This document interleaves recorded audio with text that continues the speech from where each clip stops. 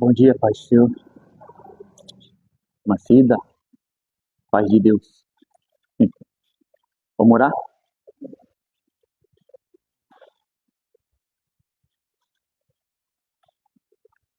Pai, mais um dia nós estamos na Tua presença, te agradecendo a oportunidade que o Senhor nos dá nessa manhã de nós estarmos aqui na Escola Bíblica. Mais uma vez eu peço que o Senhor nos ajude, que esteja conosco, abra nosso entendimento para que a gente possa conhecer a Tua vontade por meio da Tua palavra. Ajuda para que a gente possa estar no centro dela, Senhor, da Tua palavra. Fortalece as nossas vidas naquilo que nós precisamos, Senhor, e ajuda cada irmão e irmã que está aqui essa manhã, e que o seu nome seja glorificado mais uma vez entre nós. É o que nós pedimos em nome de Jesus. Amém. Vamos para o último ponto do nosso tema. A gente está falando do Evangelho todo, a gente já falou do Evangelho da Graça, o Evangelho do Reino, e agora a gente vai entrar no Evangelho Eterno, que é o último ponto aí do Evangelho todo, né? Mas só recapitulando, quando a gente fala do Evangelho, a gente precisa entender o Evangelho todo, por quê? Porque na perspectiva bíblica, o Evangelho é único, é um Evangelho só. Contudo, apresenta um sentido de progressão, é o que a gente viu, né? É uma boa notícia que vai se desenvolvendo, podendo ser entendido como estágios ou perspectivas. As três perspectivas do Evangelho, os três estágios do Evangelho, né? E quais são? Evangelho da Graça, Evangelho do Reino e Evangelho Eterno.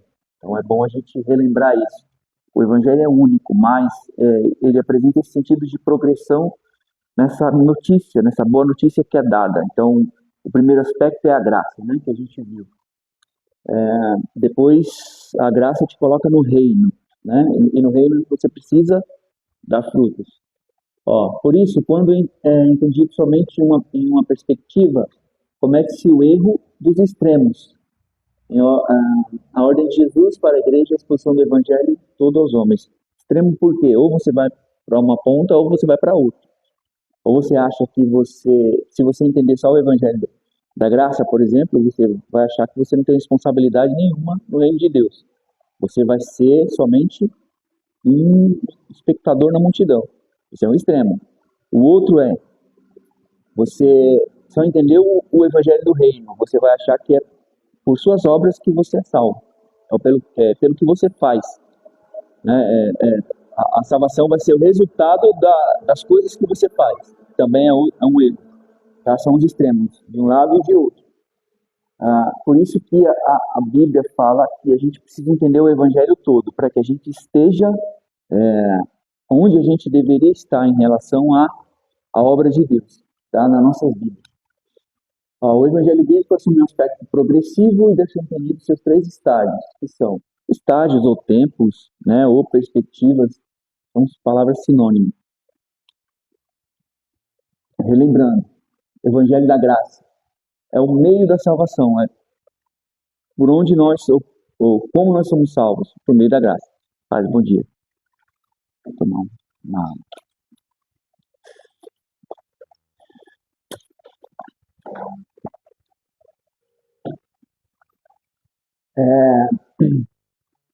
O meio da salvação, né? Então é graça. O que é graça mesmo? Qual que é o conceito? Por favor, merecido. É um conceito que a gente conhece, né? E é bom a gente sempre lembrar. Por que merecido? Porque, considerando todo o contexto, nós não merecemos nada a não ser a morte, né? Por conta do Adão e da Eva. Mas Deus se moveu em nossa direção e nos deu esse presente, esse dom, porque a graça é um presente, a graça é um dom, a salvação é um dom, tá? E a justificação, porque a gente está falando aqui das bases da graça, né? Então, a própria graça em si é um presente de Deus. Então, quais são as bases da graça? A justificação, quer dizer, é um termo jurídico, né? Justificar, tornar justo. Nós tínhamos a culpa, né? Nós tínhamos a condenação, nós estávamos condenados, mas Nós herdamos. Então, a justificação é o que? É tornar a gente justo. Justo por quê? Porque nós éramos condenados, estávamos condenados. O crime era nosso. Isso é um termo jurídico, então eu posso dizer que o crime era nosso. Nós herdamos isso, né? Dos nossos pais. Mas o que Cristo fez na cruz foi suficiente para nos tornar justos, né? Então, sobre nós não há mais condenação. A condenação que nós teríamos que pagar, né? Que nós teríamos que cumprir. Condenação eterna, morte eterna. Então, em Cristo nós somos justificados, ou seja, tornados justos. Ele foi o alvo, né, da ira. Então, a ira, por conta dos nossos pecados, seria sobre nós, mas foi sobre Cristo na cruz. Então, ele nos tornou justo. Nós não temos mais a condenação. Ok? Aí é bom lembrar sempre a imagem do tribunal, né? Quando imaginando, hipoteticamente, a gente no tribunal, a gente é o criminoso, a gente está ali para ser condenado pelos nossos crimes, mas o nosso advogado, ele intervém na nossa causa, e o nosso advogado é quem paga a conta no nosso lugar, o que vai pagar a punição no nosso lugar. É mais ou menos essa a ideia. É como que se o nosso advogado se apresentasse para o juiz e falasse: eu pago a pena dele no lugar dele. É mais ou menos essa ideia. Vocês entenderam ou não? Eleição.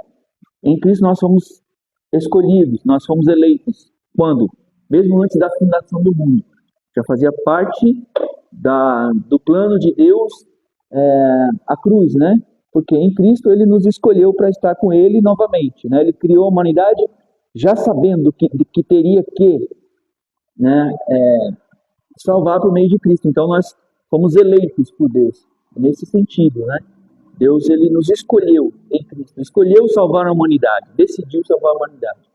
Adoção, a gente viu que é um conceito lá dos tempos de Paulo, né?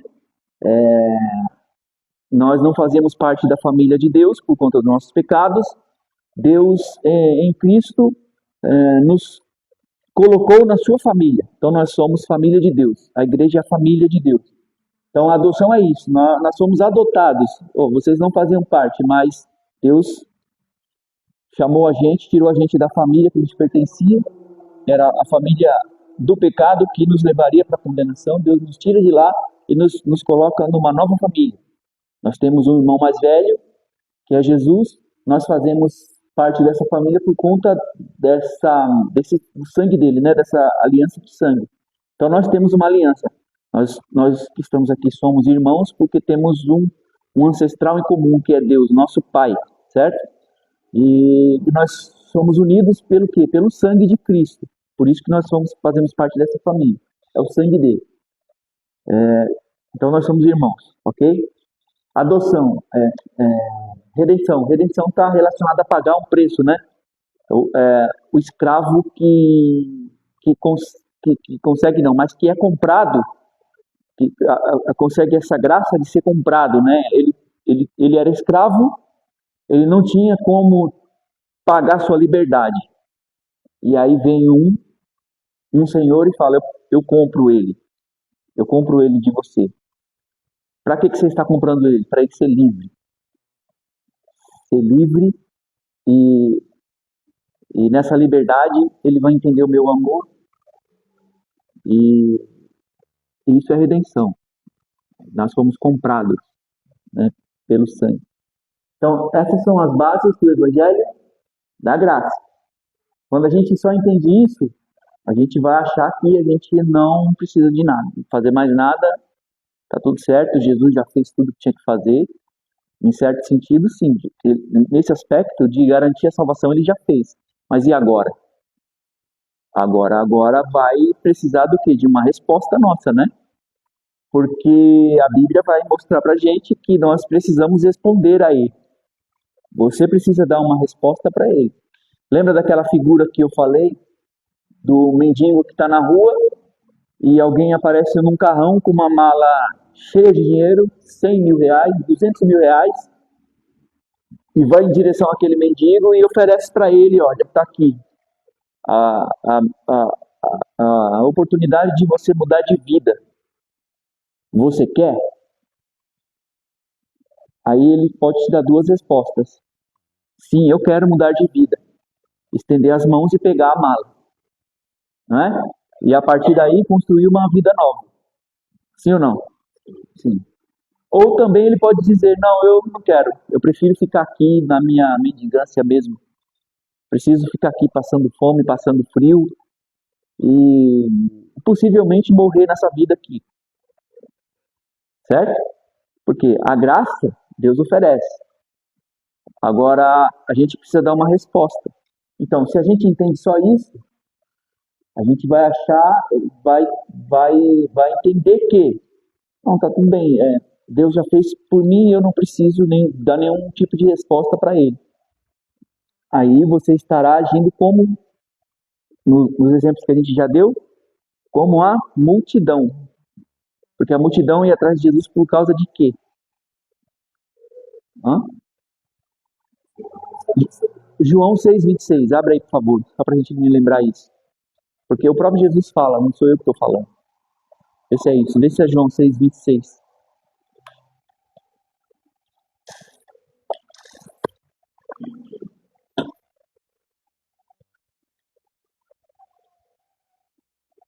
É João 6,26? O que fala?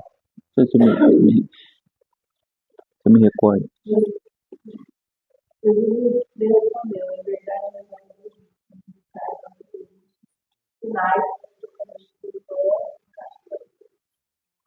Por que então eles estavam indo atrás de Jesus mesmo? Pelo que Jesus fazia, né? Pelo pão que ele multiplicava, pelo milagre. E Jesus deixou de fazer essas coisas? Não, ele sempre fez, né? Ele sempre fez, ele sempre curou, ele restaurou a vida de pessoas, libertou pessoas, e ele sempre fez isso. Mas o que ele está falando? Vocês precisam entender quem sou eu, e vocês precisam vir estar comigo, não pelo que eu faço, mas pelo que eu sou. Essa é a transição da multidão para o discipulado. É isso, essa é a transição de você sair daqui, desse entendimento, e ir para o próximo, que é o do reino. Né? E o evangelho do reino, então? O propósito da salvação, tá? A graça é um meio. Ok, você foi salvo. É por onde você foi salvo. O meio pelo qual você foi salvo. Mas você foi salvo para um propósito. E que propósito é esse? Você, aqui, essa relação multidão e discipulado. É o que a gente falou agora, né? Até então, a graça te coloca na multidão. Jesus te chamou, você veio. Você está lá. Tem um pãozinho aqui, tá, um peixinho multiplicado ali, um vinho aqui e tal. Mas e aí? Você vai ficar só nisso aí? Não. Ele está te chamando para um compromisso, né? Então aí é o momento que você sai da multidão e entra para o discipulado. E o discipulado envolve o quê? Boas obras. O que são boas obras mesmo? É a base, né, das boas obras. As boas obras é tudo que nós fazemos que está alinhado à vontade de Deus.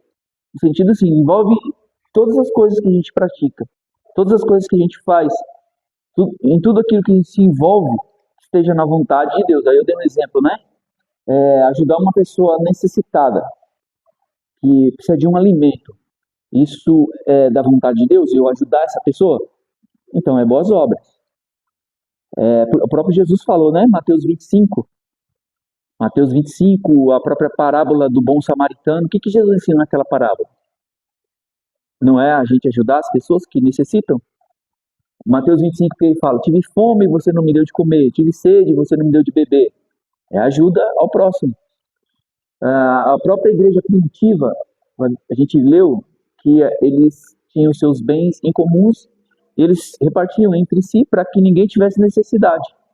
Né? Então, essa ideia de ajudar quem precisa é vontade de Deus. Então, quando eu pratico isso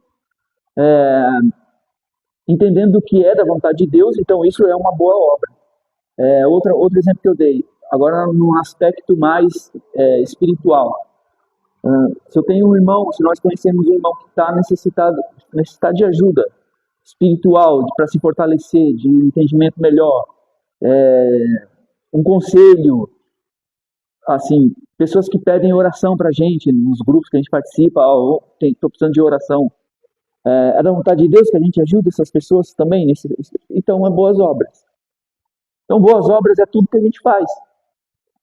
Que é resultado, né, de um entendimento. Porque a gente não pratica as boas obras para ser salvo, né? É esse ponto aqui, ó, efeito. As boas obras têm que ser o efeito da salvação, e não a causa. Então eu não pratico as boas obras para convencer a Deus a me amar, para Deus gostar de mim e falar para mim, nossa, como ele é bonzinho. E então eu vou salvar ele, vou amar mais ele. Não é? Quem entende assim está entendendo errado. Boas obras devem ser o quê? O resultado, a consequência da salvação. Eu fui salvo. Por isso eu pratico as boas obras. É um resultado da minha vida. As boas obras precisam ser um resultado na minha vida desse entendimento da salvação. As boas obras, elas precisam estar na nossa vida de um jeito que a gente nem percebe que faz. Que nem Jesus ensina. Mateus 25, Jesus ensina isso. Tipo assim, é tão natural pra gente fazer essas coisas que a gente faz e nem percebe. Que nem esse pessoal aqui, ó, de Mateus 25.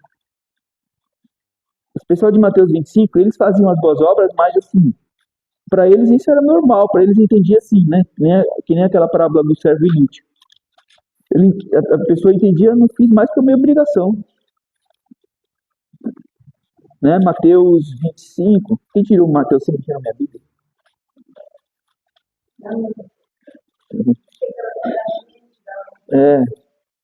Mateus 25, verso. O julgamento das nações, a Panamá. Aqui, deixa eu ver se é aqui, ó.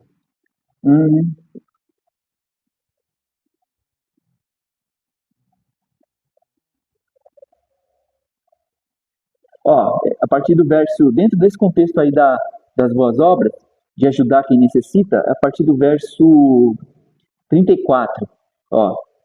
Então o rei dirá aos que estiverem à sua direita: venham benditos de meu Pai, recebam como herança o reino que foi preparado para vocês desde quando? Então já estava tudo pronto lá, já estava no plano criar esse rei, certo?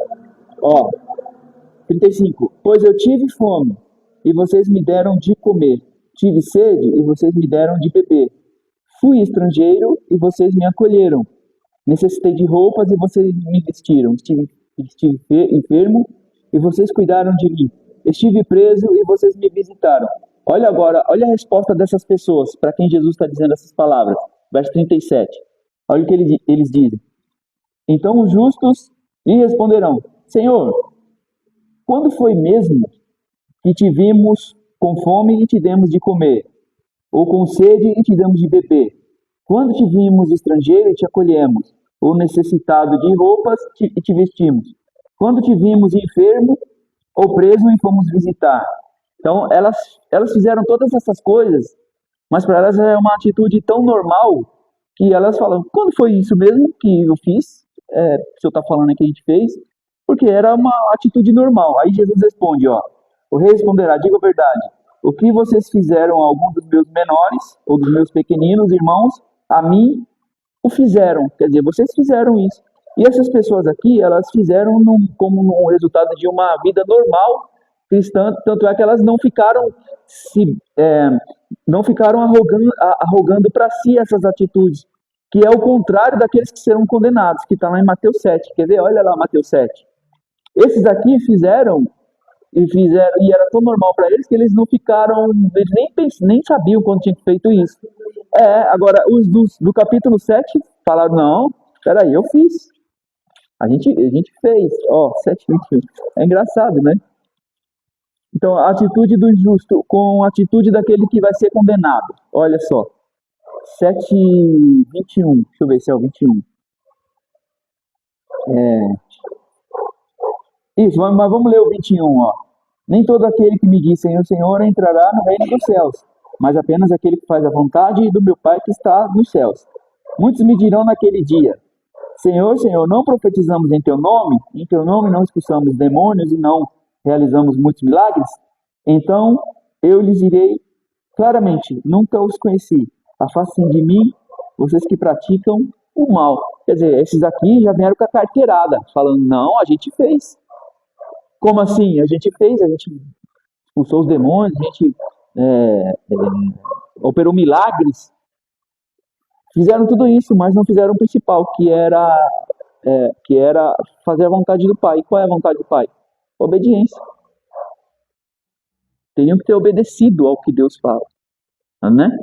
Então, olha a atitude. As boas obras na nossa vida, ela precisa ser algo natural, de modo que a gente até esqueça que fez. Certo? Vocês entenderam isso ou não? Tem que ser natural. Então, essas pessoas achavam, essas aqui do capítulo 7, esses que estão sendo condenados, eles achavam que pelo fato deles operarem, eles se moverem nos dons, isso daria a eles mérito diante de Jesus, para chegar diante de Jesus e fazer parte, né, do que Jesus está falando aqui. Eles se moveram, eles fizeram, eles expulsaram, né, de alguma forma Deus usou eles porque Jesus não nega o milagre que eles realizaram. Mas o fato de você operar nos dons, se mover nos dons, não te dá a chancela para você ser um salvo. Essa é a questão. Por quê? Porque faltou o principal. Eles usavam os dons, mas não obedeciam aos mandamentos de Jesus. E Jesus tem mandamento para a gente? Tem. Onde é que está mesmo? Eu falei para vocês na outra aula. Eu dei como lição de casa para vocês lerem. Mateus 5, 6 e 7. Os mandamentos de Jesus estão nesses capítulos. Então não basta só operar nos dons, se mover nos dons. Precisa estar dentro de Mateus 5, 6 e 7. É o que Jesus, não sou eu que estou falando, é Jesus que está falando. Certo? Então as boas obras precisam ser resultado. É o efeito, não a causa da salvação. Então eu fui salvo. Agora eu fui salvo para um propósito. Para quê? Boas obras. Então resultado. Efeito, não causa. Certo? Eu não faço boas obras para ser salvo. Eu faço porque eu já fui salvo. A graça me alcançou. Eu era da multidão, agora eu sou um discípulo. Por isso eu pratico as boas obras. Então as boas obras elas precisam ser efeito da salvação, não a causa. Alinhada à vontade de Deus, como eu falei. A vontade de Deus é que nós venhamos estar na sua presença e nesse entendimento de que nós somos instrumentos para alcançar outras pessoas. Então, o que é a vontade de Deus? O que a gente entende, a Bíblia mostra como vontade de Deus, é aquilo que nós devemos fazer. Ok? Boas obras também vem pela capacitação do Espírito. É o que está lá em Gálatas 5, né? 5, 20, 21, por ali. É o fruto do Espírito, que também é aquilo que Deus coloca em nós, e a gente vai desenvolver isso, e o resultado é que a gente vai se mover no mundo como Cristo se moveu, porque a ideia de Deus é essa. Isso vai ser possível? Seria impossível se fosse pela nossa própria força, mas o Senhor nos capacita pelo Espírito Santo. O Espírito Santo me capacita a isso. E todo dia Ele está trabalhando em mim, me moldando para quê? Para que eu alcance o caráter de Cristo em mim, porque a ideia de Deus é essa. Tá? Então o Espírito Santo me capacita. E para que as boas obras servem? Para glorificar a Deus. A glória sempre tem que ser de Deus, não nossa. Tudo que eu fizer na obra de Deus, envolvendo a prática das boas obras, seja em qualquer desses aspectos que a gente já falou, tudo tem que ser para a glória de Deus, não para a nossa glória. Não para a gente se promover, se autopromover, mas que Deus seja glorificado por nossas vidas. A gente tem um texto que é bem legal, né? Mateus 5, que está dentro lá do sermão que eu falei para vocês. Mateus 5, deixa eu ver aqui se eu acho. É o 5:16. O que diz 5:16? Mateus 5:16. Isso resume a prática das boas obras na nossa vida. O que diz? A luz de vocês diante dos homens, para que vejam as suas boas obras e glorifiquem ao Pai de vocês que está no céu. Olha que interessante. Brilhe a luz de vocês perante os homens, para que eles olhem e vejam as boas obras de vocês e elogiem vocês. E falem, nossa, como vocês são legais, como vocês são bons, como vocês são crentes, como vocês são sensacionais. É isso que o texto está falando? Eles precisam olhar para a gente, ver as nossas obras e glorificar quem? É assim que a gente vai mostrar quem é Deus para as pessoas, porque Deus é invisível, Deus é espírito. Jesus está no céu, que é o cabeça, mas o corpo está aqui. Então as pessoas precisam olhar para o corpo e falar, glória a Deus, como diz o outro lá, né? Glória a Deus. Deus seja glorificado. Deus seja visto, Deus seja mostrado por meio da gente, por meio de nós. Vocês entenderam isso ou não? Então, isso é o resumo do que a gente já falou. Agora a gente vai entrar no último ponto, que é o Evangelho Eterno. Porque é Evangelho da Graça, Evangelho do Reino, Evangelho Eterno. 3 aspectos dessa boa notícia. A gente costuma ouvir somente a primeira, tudo isso que a gente já estudou até agora. A gente normalmente ouve todos esses aspectos do Evangelho ou não? Não, né? Normalmente a gente para na graça, né? Vocês foram salvos, vocês estão salvos. Tá todo mundo salvo. Aê, legal. E agora? Agora fica aí, salvo. Fica aí. Fica aí vindo pro culto, fica aí achando que você é o Davi, que você vai vencer todo mundo. Tá tudo certo. É isso? Não. Último aspecto. A soma de tudo isso é o Evangelho Eterno. E onde é que está o texto? Então vi outro anjo que voava pelo céu e tinha na mão o Evangelho Eterno para proclamar aos que habitam na terra, toda a nação, tribo, língua e povo. Apocalipse 14, 16. Que apareceu o primeiro. O Evangelho Eterno é a boa notícia de que toda a ordem criada será restaurada. Então, é uma notícia que tem 3 aspectos. O primeiro dela, a graça. Você não merecia, Jesus te salvou. Reino. Salvou para quê? Para te colocar no reino de Deus. E no reino de Deus você é um discípulo. Você foi reposicionado. Para quê? Para que você foi reposicionado? Para ser um instrumento na mão de Deus, para que esse evangelho alcance o máximo de pessoas possível, né? Para quê? Para que aquilo que Jesus falou lá em Mateus 28, 19 aconteça, porque só quando isso acontecer é que o evangelho eterno será efetivado. Por quê? O que é o evangelho eterno? É a boa notícia de que tudo vai ser restaurado no final. Certo? Vocês vão entender. A doutrina da restauração de todas as coisas, segundo a Bíblia, é a crença de que, no fim dos tempos, Deus irá restaurar completamente toda a criação. Tudo vai ser restaurado plenamente. Quando? Quando que tudo vai ser restaurado? No final da história. O que vai demarcar isso vai ser a volta de Jesus, certo? Vai restaurar completamente a criação, trazendo redenção não apenas para a humanidade, mas para todo o cosmos, eliminando o pecado, o sofrimento e a morte, e estabelecendo uma nova ordem perfeita sobre o reinado de Cristo. Então, o que Cristo fez na cruz? Dentre outras coisas, Cristo destruiu o pecado na cruz. Acabou com o pecado. Mas você vai falar, como assim se a gente ainda tem pecado no mundo? Ele acabou o pecado, destruiu com o pecado, acabou com o pecado no sentido assim, de dar uma validade para o pecado. De dar um prazo de validade para o pecado. Por quê? Porque no novo mundo que Deus vai criar, no reino de Deus que vai se expandir por todo o universo, nessa nova recriação, não existirá mais impossibilidade do pecado. Por quê? Porque o pecado foi destruído na cruz.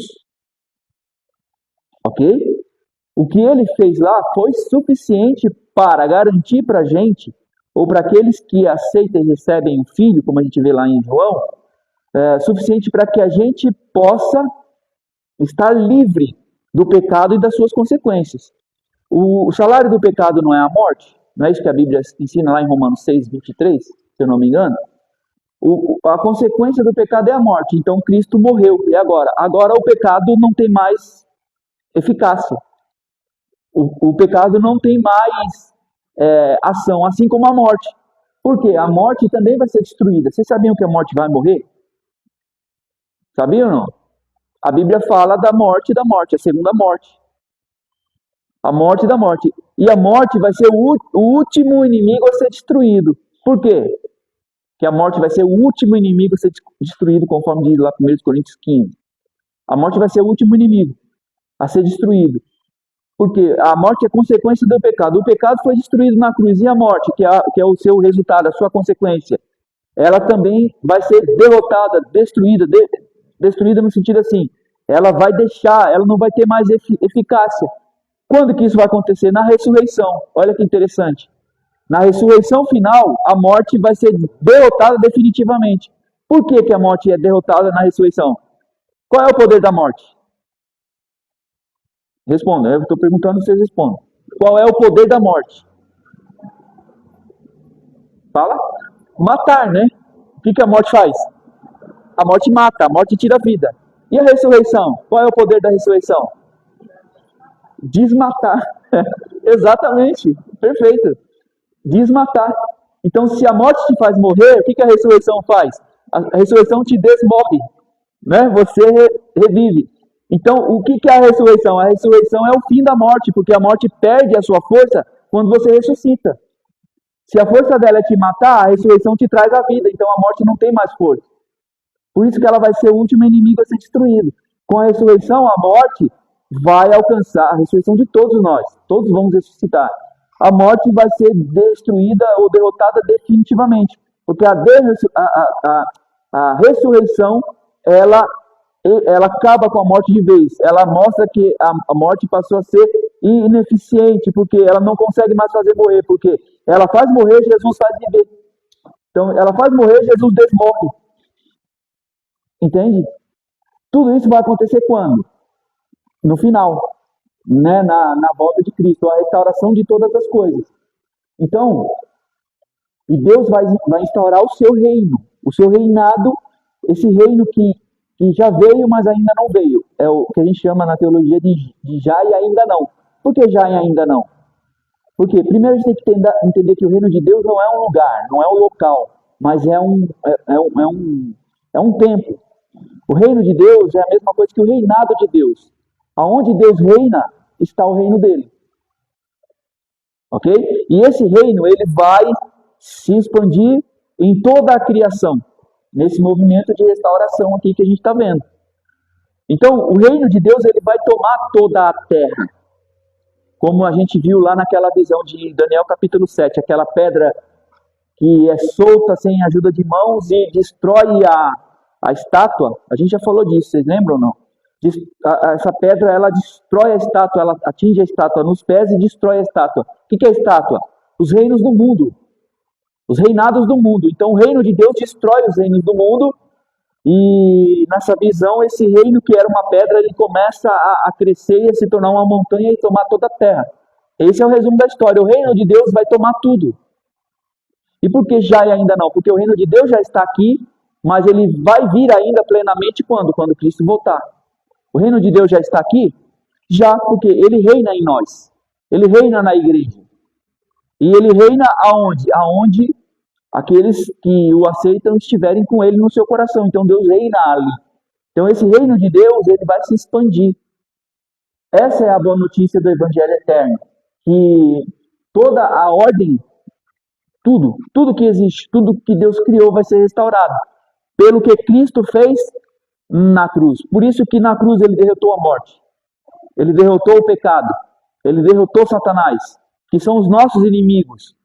Todos os nossos inimigos foram derrotados na cruz. E essa é a boa notícia que a gente precisa também falar. Que esse mundo, do jeito que ele vai chegar ao fim. Ele não vai ser para sempre assim. Onde a gente vê o resultado direto do pecado na sociedade, no mundo no que a gente vive.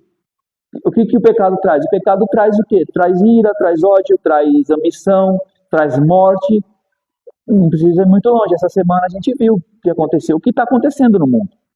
As injustiças, o ódio, a ira, a sensação que a gente tem todo dia de acordar de manhã, ir para o trabalho e pensar, talvez você não volte para casa. A gente vive num mundo assim. E essa é a verdade do mundo. A verdade do mundo é essa. Ninguém está isento de qualquer coisa. Mas esse mundo que Deus está prometendo para a gente é um mundo em que essas coisas, o resultado direto do pecado, não vai nos alcançar, não vai nos atingir. Né? Então, a verdade da vida é essa, a realidade do mundo é essa. A gente está num mundo que é hostil. E ele vai se tornar cada vez mais hostil àqueles que buscam viver uma vida pautada pelos princípios de Deus, pelos valores de Deus. E vai se tornar cada vez mais hostil. Se não se tornar, a Bíblia está errada. Tá? Então, o que a gente tem que ter como esperança? De que Deus vai restaurar todas as coisas.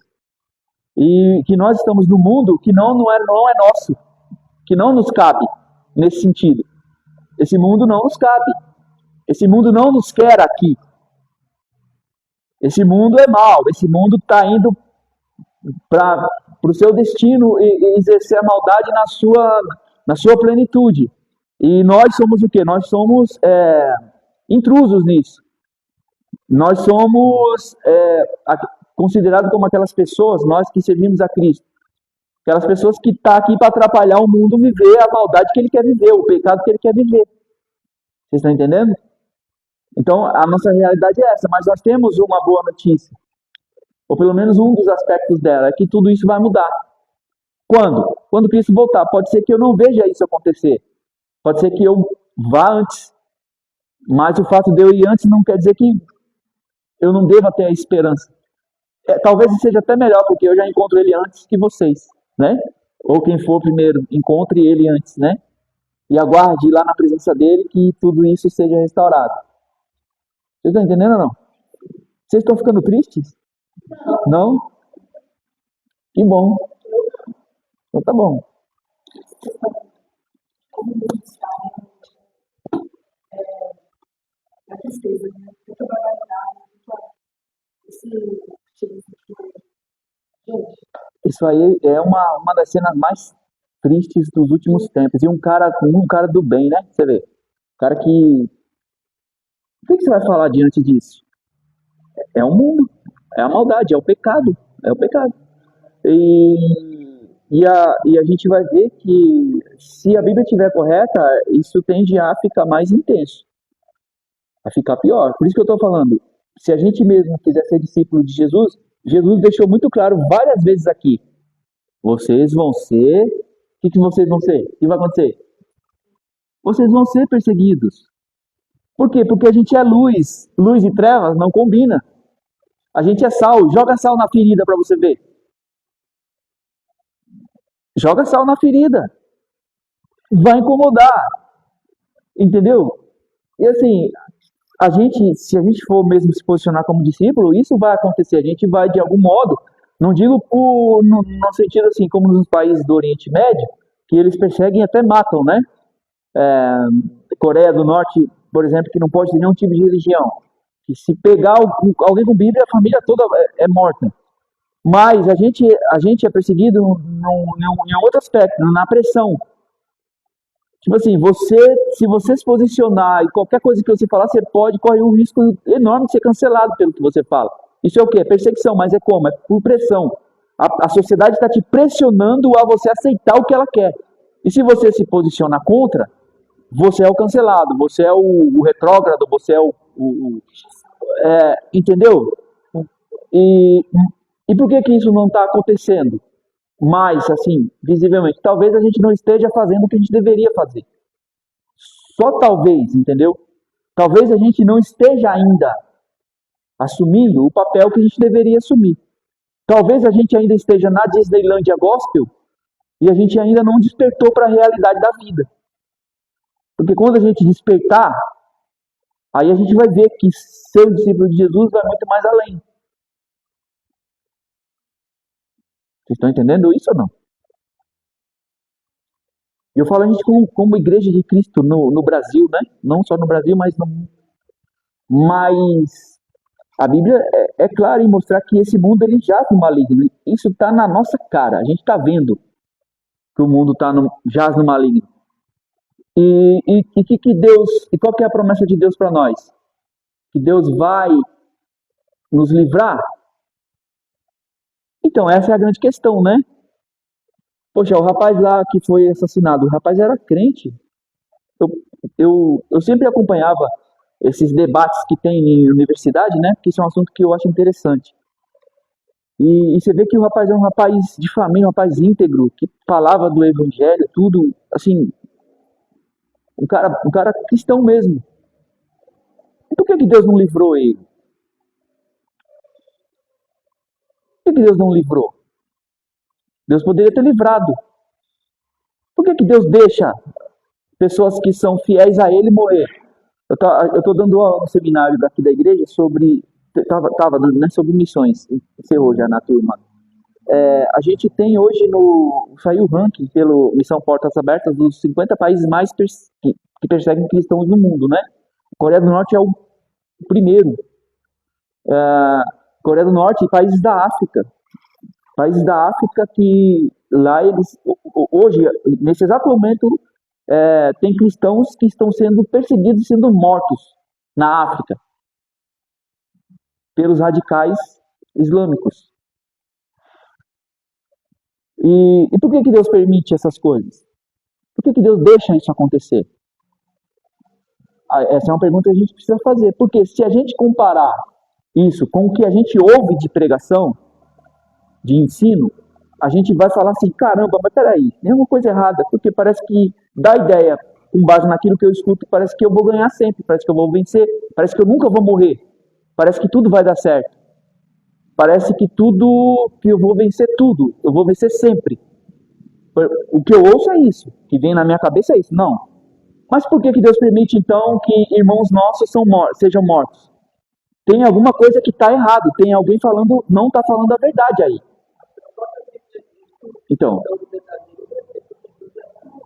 Então, a verdade do discipulado é essa. Então, se eu estou de um lado ouvindo que eu vou vencer em tudo, vou ganhar em tudo, vai dar tudo vai dar certo. E do outro lado, a Bíblia fala que nem tudo vai dar certo, que coisas vão acontecer, que você vai morrer, às vezes vai ser assassinado. E se for pelo nome de Cristo, o seu galardão é grande, a Bíblia fala. E eu estou vendo essas coisas acontecerem aqui do outro lado, a Bíblia está falando, e eu estou vendo acontecer, então, peraí, tem alguém que não está falando a verdade. Tem alguém que não está sendo honesto aqui.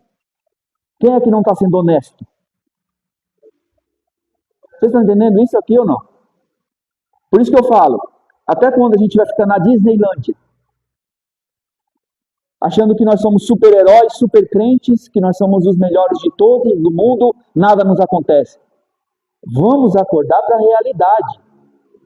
O fato de nós sermos cristãos, de nós sermos de Deus, não vai nos livrar daquilo que deve ou que tem que acontecer na nossa vida. Mas o que Deus promete para nós? Seja fiel até quando? Por que até a morte? Porque muitas vezes, em muitos casos, você vai morrer. Vai morrer. Deus vai te livrar da morte? Talvez naquele momento sim, talvez naquele momento não, em outro momento não. E quando a gente vê a história da Bíblia, porque o que pauta a nossa vida é o quê? A Bíblia, não é? E nós que somos cristãos, o que pauta a nossa vida? O exemplo daquele que nos dá o exemplo. Quem é o nosso exemplo? Em quem Deus nos quer transformar a imagem? É o que a Bíblia ensina. Então, se eu me movo pelo exemplo de Cristo, e Cristo é o meu exemplo, então eu tenho que me basear naquilo que a Bíblia fala a respeito de Cristo, porque ele é o meu exemplo, ok? E quando a gente olha para a Bíblia e a gente vê exemplo bíblico, a gente vê que todos nós, seja o cara mais santo que você for, está sujeito às coisas desse mundo. Quer ver? Ó, lê comigo Atos 12.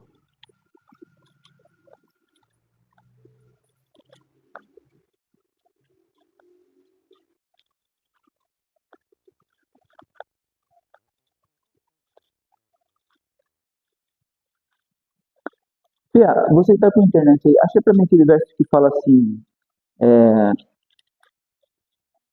vocês vão beber do meu cálice. Procura, põe no Google, vão beber do meu cálice. Acha para mim onde está isso. Agora o que eu quero ler com vocês é Atos 12. Vocês acharam aí? Eu estou procurando aqui, tá? É Atos 12. 12. Aqui, ó. Vai falar que Pedro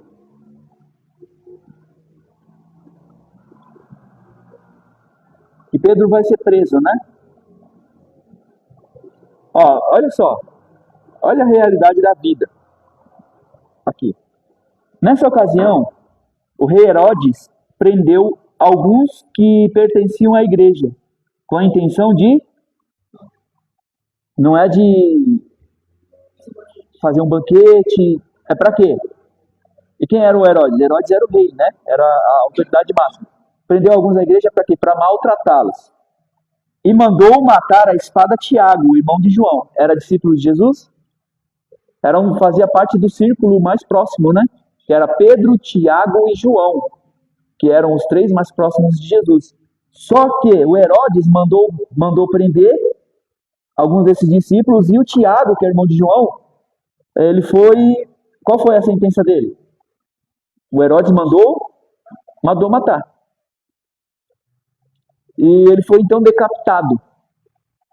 Deus deixou. Pode falar, meu irmão. Vai.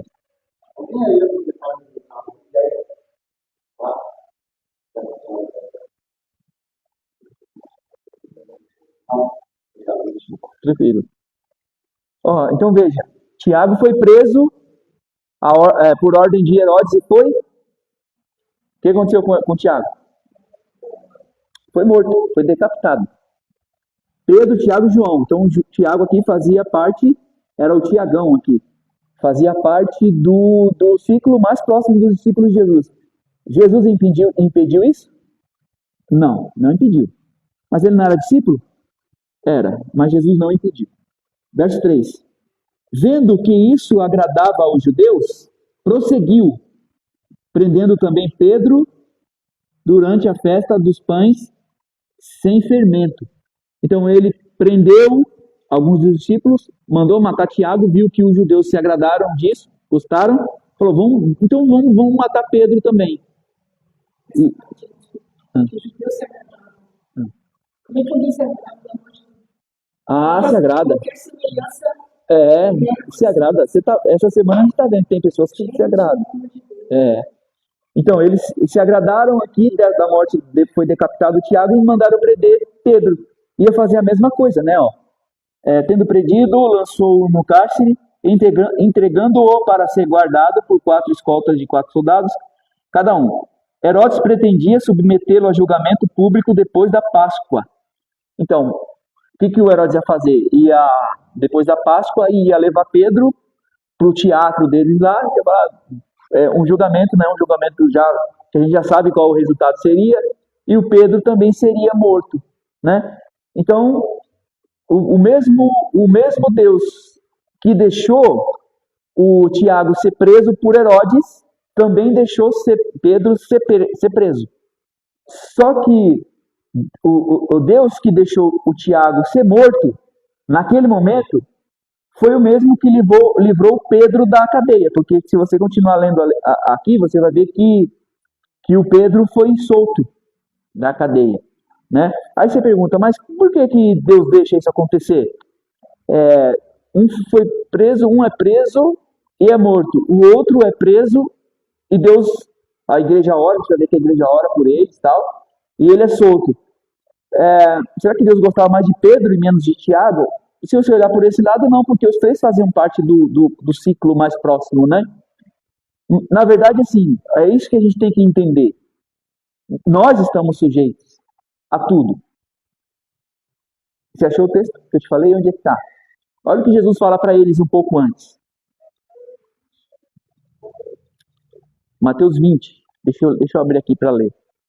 Olha o que Jesus fala um pouquinho antes para todos eles. Mateus 20, qual verso? 22, 23. Ó. Vamos ver.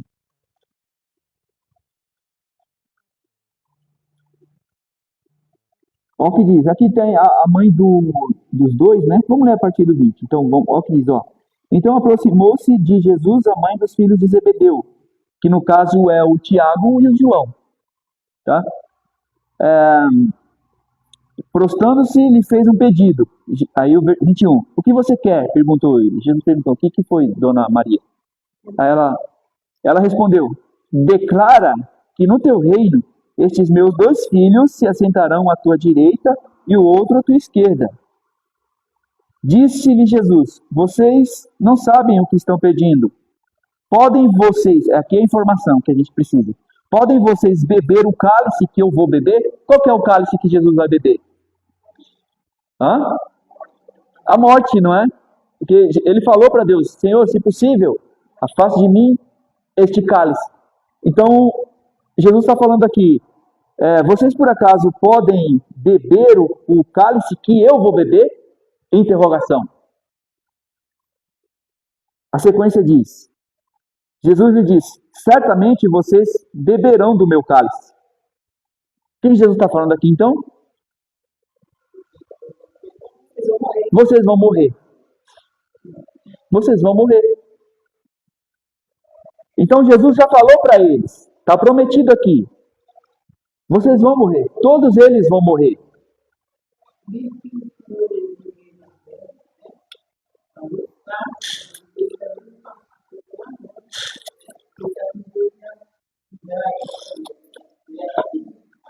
Deus não livrou. Deus poderia ter feito de outra forma, mas ele não livrou. Irmão, pensa. Se Jesus morreu, Deus não livrou ele da morte. Se Jesus chorou, vocês têm noção disso? Vocês têm noção de que Jesus chorou? O Deus Criador de todas as coisas chorou por conta de uma angústia, uma tristeza da morte de um amigo e também pelos pecados do povo. E quem faz a gente pensar que a gente em algum momento nunca vai chorar?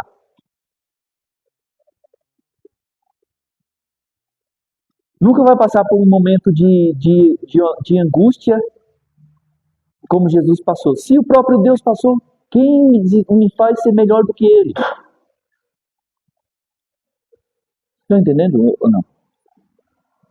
Então, o mesmo Deus que livrou o Tiago, que não livrou o Tiago, livrou o Pedro, mas por quanto tempo? Por pouco tempo, porque Jesus já tinha falado, vocês todos vão morrer por causa do meu nome. Então, Deus tinha um propósito na vida do Tiago, como tinha um propósito na vida do Pedro. Cumpriu o propósito na vida do Tiago, Deus permitiu, agora você vem para mim. Só que o do Pedro não era nesse momento, era um pouco mais. Deus tinha alguma coisa a fazer mais na vida do Pedro, então por isso que Deus livrou ele e não livrou o Tiago. Mas ambos foram mortos. Então, esse evangelho, eu nem vou chamar de evangelho, isso que a gente aprende de que vai dar tudo certo, que a gente vai ganhar sempre, alguém não está sendo honesto com a Bíblia e com a igreja. Porque nem tudo vai dar certo. Na perspectiva do mundo. Na perspectiva do mundo. Por quê? Porque o que nos move é a esperança disso aqui, ó. Essa é a nossa esperança. Por quê? Porque esse mundo aqui está falido. Esse mundo tem prazo de validade. Esse mundo não presta. Esse mundo vai acabar. Entendeu? A nossa esperança é de que um dia Deus vai fazer isso aqui. Deus vai restaurar tudo. Para quê? Para que a gente não tenha mais que ouvir notícia de que um parente seu morreu de câncer. Um parente meu morreu de câncer. Que eu não tenha mais que ouvir que a pessoa saiu para ir trabalhar e foi roubada e foi assassinada. Então essa é a nossa esperança. O que nós temos que fazer então em meio a esse mundo hostil?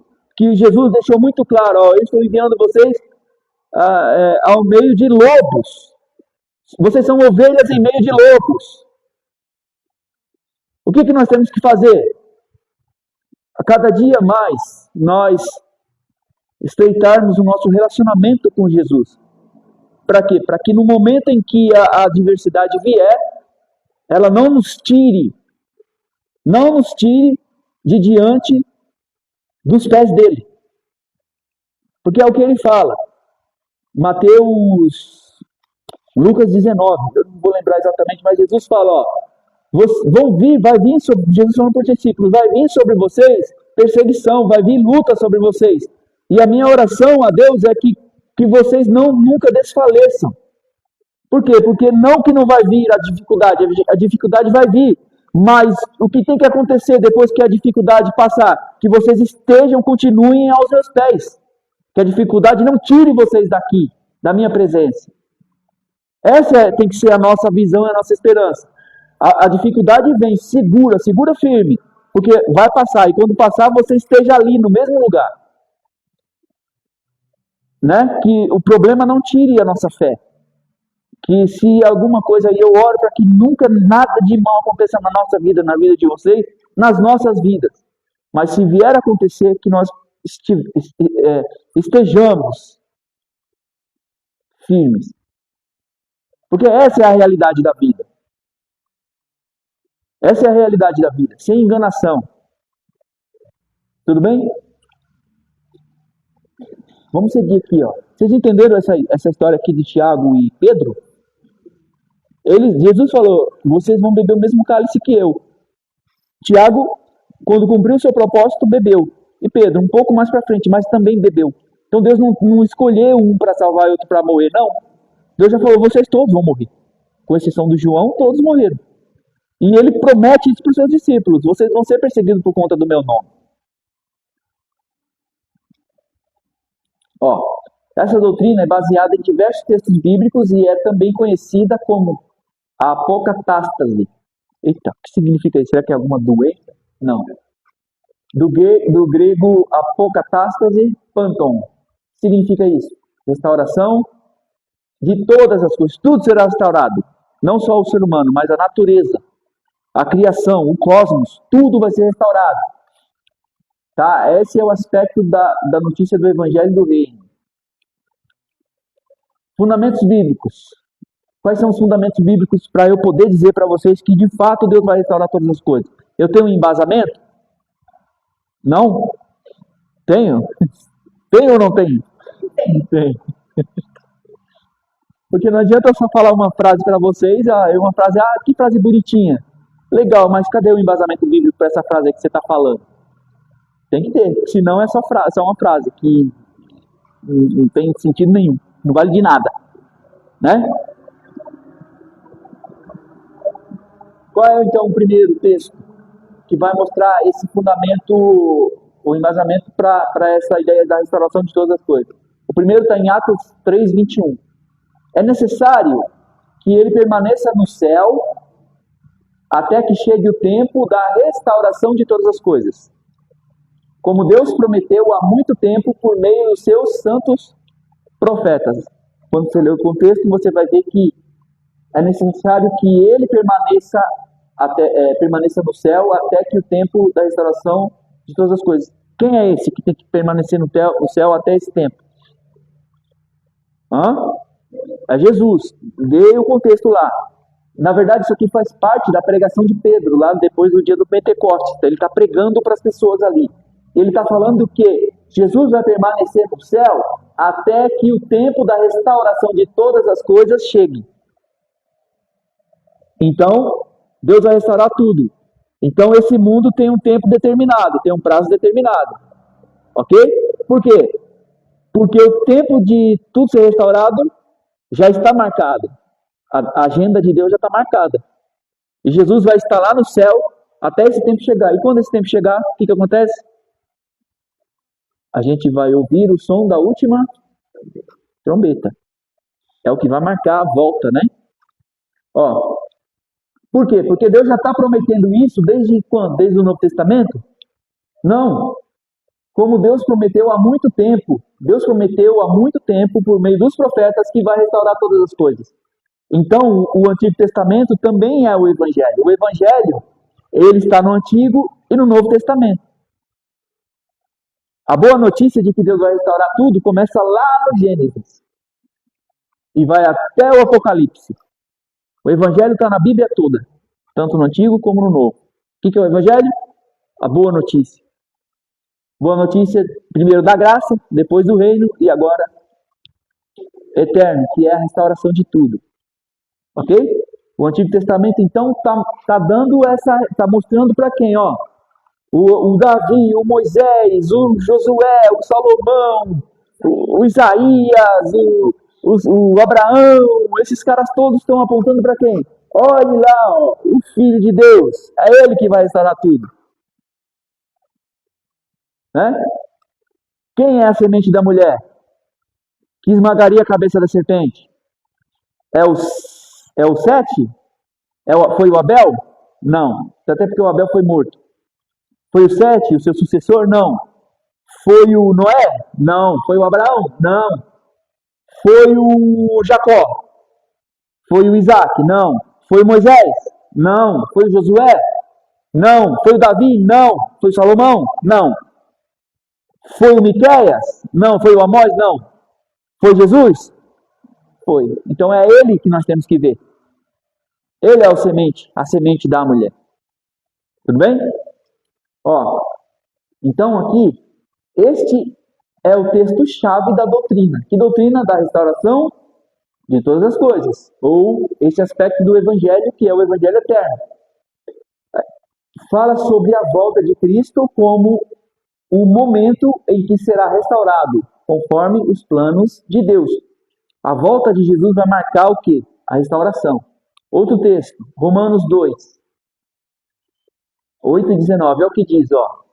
A criação aguarda com grande expectativa que os filhos de Deus sejam revelados. A própria criação será libertada da escravidão da decadência, recebendo a gloriosa liberdade dos filhos de Deus. Então a criação também está ansiosamente aguardando. Aguardando o quê? Que Jesus volte para quê? Para que os filhos de Deus sejam revelados e tudo seja transformado. Até porque a natureza foi amaldiçoada por Deus por causa do homem. Ó, aqui Paulo mostra que não só os seres humanos, mas toda a criação será redimida da corrupção trazida pelo pecado. Pecado e sua consequência. Todo o pecado afetou toda a criação, inclusive a natureza. O que diz em Gênesis 3,17? Por favor.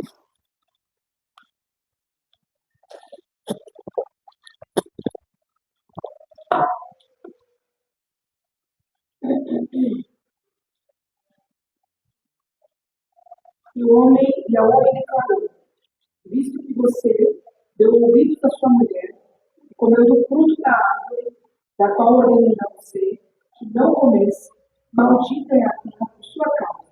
Com sofrimento você se alimentará dela todos os dias da sua vida. Por causa do pecado do Adão, quem é maldito? A terra. A terra, ele está falando aí, é toda a criação, a natureza. Então veja, Deus amaldiçoou a serpente, Deus proferiu a sentença da mulher, Deus aí ele olha para o homem, quando Deus vai falar que você é maldito, Deus pega e fala, não, a natureza é maldita, não é você. Por quê? Por que a natureza foi amaldiçoada e não o homem? Porque Deus é que se tornou maldito no lugar do homem. Quando Cristo morreu na cruz, a Bíblia fala, maldito aquele que morre em morte de cruz. Então Deus se tornou maldito na cruz. Por isso que o homem não foi amaldiçoado, porque o próprio Deus sofreria maldição. Então, Deus desvia a maldição do homem para onde? Para a natureza. E a natureza, por isso que ela está aguardando, ou a criação, né? Acho que o termo melhor é criação, porque envolve tudo criado. Então, por isso que a criação está aguardando, com grande expectativa. A criação está ansiosa. Para quê? Para ser liberta da escravidão ou dessa maldição que Deus jogou aí. Então, a natureza está aguardando esse momento, o momento da restauração de tudo. Porque tudo vai ser restaurado. Vocês estão entendendo isso ou não? É o momento em que Deus vai retirar o quê? A maldição. Deus vai tirar a maldição da terra, da natureza. Ok? Outro texto. Efésios 1:10. Deus fez isso segundo o seu propósito, de fazer convergir em Cristo todas as coisas, celestiais ou terrenas, na dispensação da plenitude dos tempos. Então, na plenitude dos tempos, ou no tempo da restauração, ou no fim, ou na volta, Deus vai fazer convergir tudo em Cristo. Cristo é o centro de tudo. Tudo vai estar em Cristo, Cristo vai estar em tudo. Tudo vai convergir nele. Porque ele é o centro da história, ele é o centro do mundo. Sem Cristo não tem criação, não tem salvação, não tem redenção, não tem nada. Tudo vai convergir nele. Ele é o centro de tudo e ele será o centro de tudo. Tudo bem? Ó, essa passagem fala da reunião ou da reunificação e reconciliação de todas as coisas em Cristo, tanto no céu quanto na terra. Por quê? Houve essa ruptura. Lembra que no Jardim do Éden era céu e terra no mesmo ambiente? A gente falou isso em outra aula. O que era o Éden? O Éden era o espiritual no material, ou o celestial no material no mesmo ambiente. De modo que Adão estava ali no jardim e Deus visitava ele fisicamente ali. Ou seja, céu e terra no mesmo ambiente. E aí, com o pecado, isso rompeu. Lembra que eu falei? E aí a gente viu que esse princípio do céu e terra no mesmo ambiente, ou essa intersecção de céu e terra no mesmo ambiente, esse princípio aconteceu de novo onde? No tabernáculo. Por que Deus estava no tabernáculo? Porque ali céu e terra se encontravam novamente por conta da morte do cordeirinho, né? Por causa do pecado, Deus se afastou, mas quando o cordeirinho morria, ou seja, o pecado do povo foi pago, Deus estava novamente ali. Então, o céu e terra se juntavam novamente. Então, esse princípio vem no tabernáculo, no templo, em Cristo, porque Cristo é o tabernáculo de Deus em forma humana. Ou seja, em Cristo nós temos a união do céu e terra novamente, Cristo com o corpo humano e a sua natureza divina no mesmo corpo. E isso acontece na igreja. Quando a igreja se reúne como corpo, nós temos a união do céu e terra novamente, porque a Bíblia fala que quando a igreja se reúne, Deus está no meio dela, o Espírito habita nela. Então, quando o pecado entrou, houve essa ruptura, e em Cristo isso vai ser juntado de novo. Céu e terra vão estar no mesmo ambiente, por isso que Deus vai recriar todas as coisas. Um novo céu e uma nova terra. E nesse novo céu, nessa nova terra, vai ser céu e terra no mesmo ambiente, no mesmo lugar. Não vai ter mais separação. Por isso que nós vamos ter um corpo igual de Cristo. E o corpo de Cristo é um corpo tanto físico como espiritual, porque ele consegue entrar no lugar fechado e ao mesmo tempo se alimentar e ser tocado, porque ele tem corpo, ele tem corpo e ossos, né? Ele fala, né, para o Tomé lá. Me toque, você vai ver que sou eu, que sou eu mesmo, né?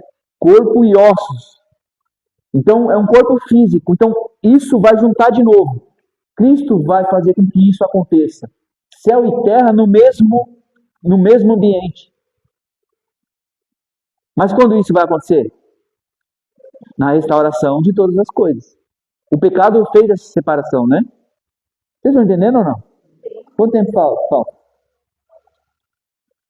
Outro texto, ó. Colossenses 1, 19 e 20. Porque foi do agrado de Deus que nele habitasse toda a plenitude, e que, havendo feito a paz pelo sangue da sua cruz, por meio dele, reconciliasse consigo mesmo todas as coisas. Todas as coisas, tudo vai ser reconciliado.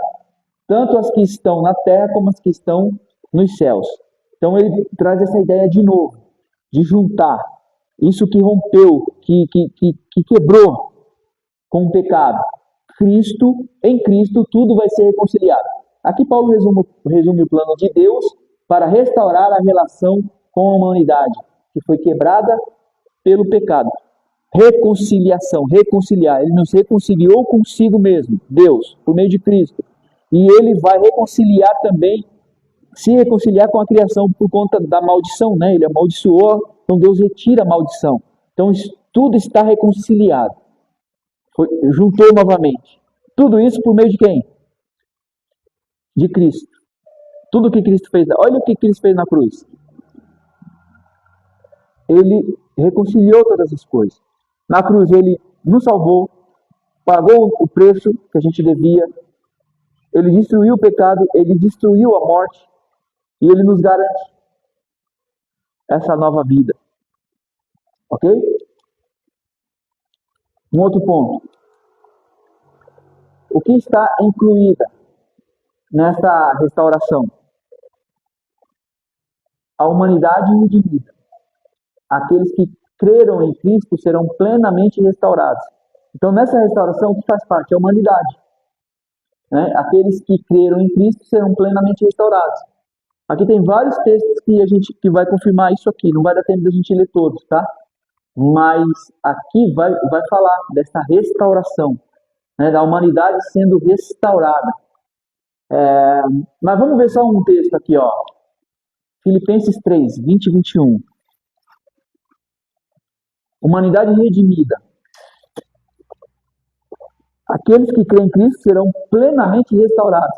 Olha esse versículo de Filipenses 3. Olha que promessa que Jesus faz para a gente. E, infelizmente a gente não fala disso. A gente não lê esse versículo e não prega ele. Mas olha só o que diz. O que diz Filipenses 3, 20 e 21.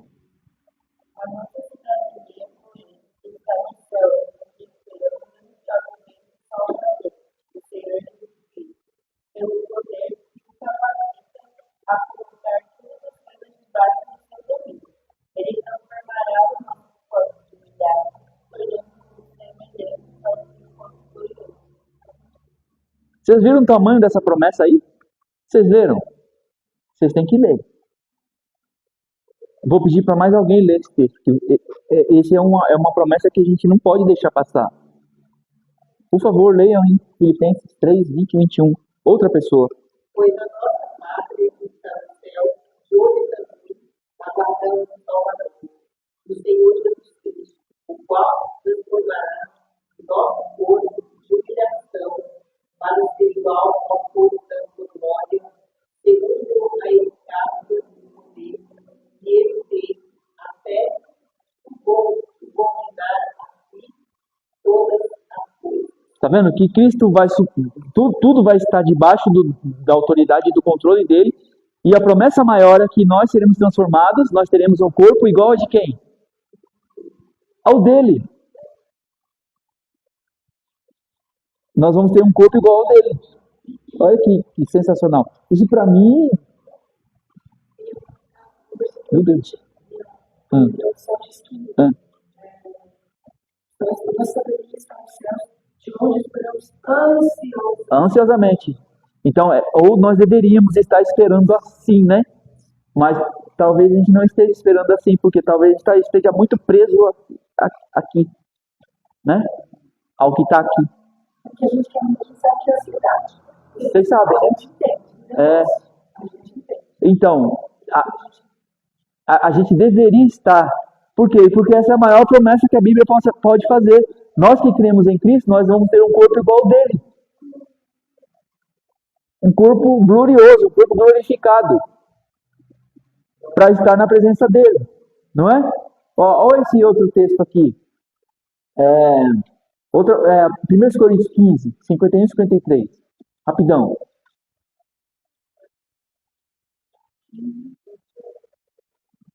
Tá, então a gente só lê esse último aqui, a gente pega daqui na semana que vem. 15, 51 e 53.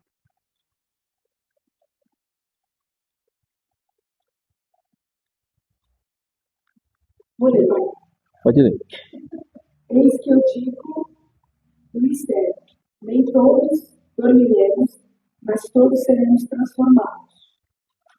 Num momento, no abrir e fechar de olhos, ao som da última trombeta, pois a trombeta soará, os mortos ressuscitarão, incorruptíveis, e nós seremos transformados. Pois é necessário que aquilo que é corruptível se revista de incorruptibilidade. E aquilo que é mortal se revista de imortalidade. Isso. É uma promessa que complementa essa. Quer dizer, no momento, no abrir e fechar de olhos, nós seremos transformados. E esse nosso corpo que é corruptível, ele vai ser transformado num corpo incorruptível. E esse corpo que é mortal, ele vai ser transformado num corpo que é imortal. Então essa é a nossa esperança, de que nós vamos ser transformados, vamos ser a semelhança de Cristo para habitar com Ele no novo céu e na nova terra. E observe que em todos esses textos que a gente leu, fala de corpo físico.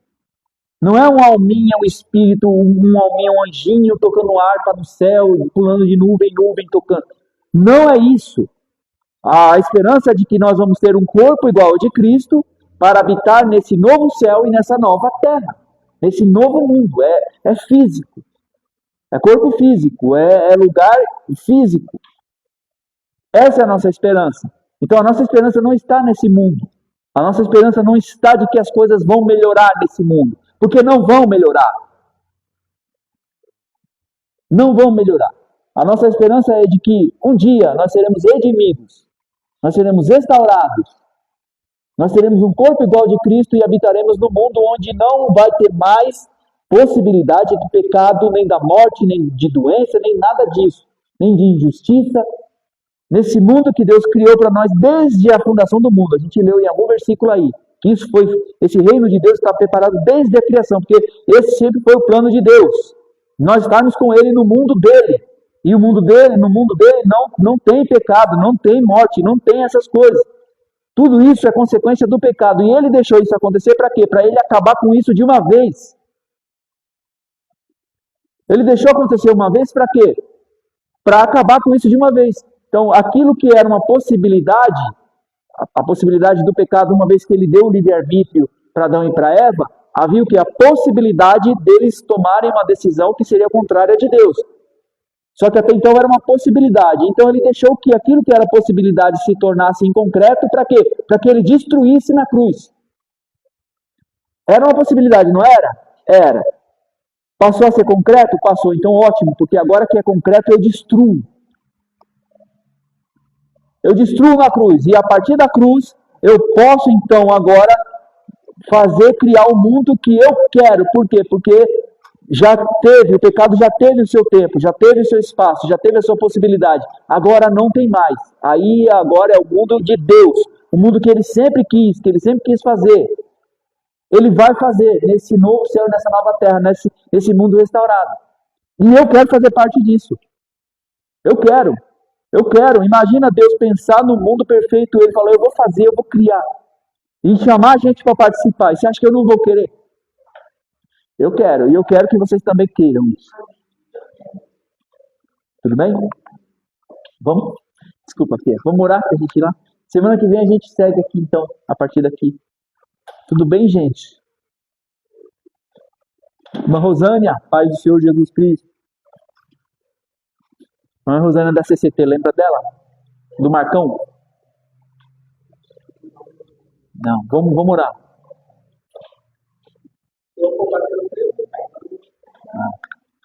Vai ser rápido, né? Vamos orar.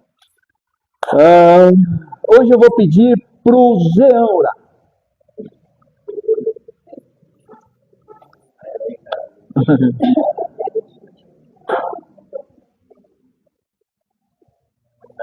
É sério, por que não?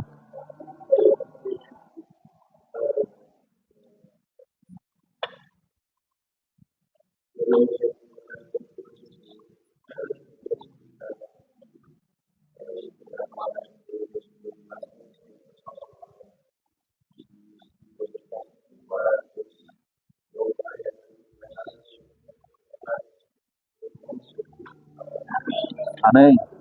Amém? Vamos tirar a foto rapidinho?